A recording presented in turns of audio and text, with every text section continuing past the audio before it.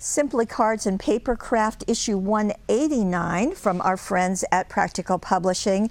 And you know the magazine is just going to have tons and tons of stuff. As a matter of fact, 153 is the number. But in addition, there are also digital downloads that you can get because of the magazine and all of this. Now, Practical Publishing feels like this is an all occasion. So we've got this embossing folder and just a really nice scene. We have all of these stamps, and thank you, Houston, for getting in so close, because April showers brings May flowers. Every cloud has a silver lining to you, and without rain there'd be no rainbows, but you do get your rainbow right there.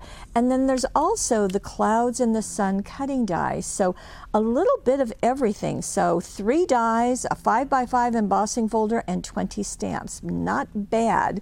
And you can see how well, you can imagine how these can be used. So let me open up the magazine, and what I love about it is that you get the free gift, but you get ideas on how to use it. It's just pretty wonderful.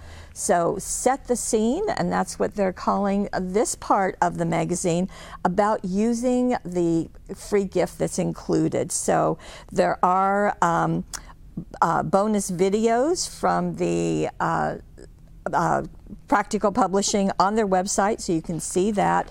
And then an up-close look at each of the cards that they've created, and some really fun things. I thought this was interesting because it's using just a part of that embossing folder. So you can see the embossing folders, again, it's a 5x5, but they're just using part of it to create these little eggs for a Happy Easter stamp or card.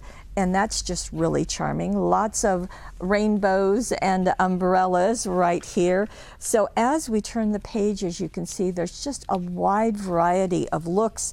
Shaker cards, die cut cards, and let's see, let me go through here.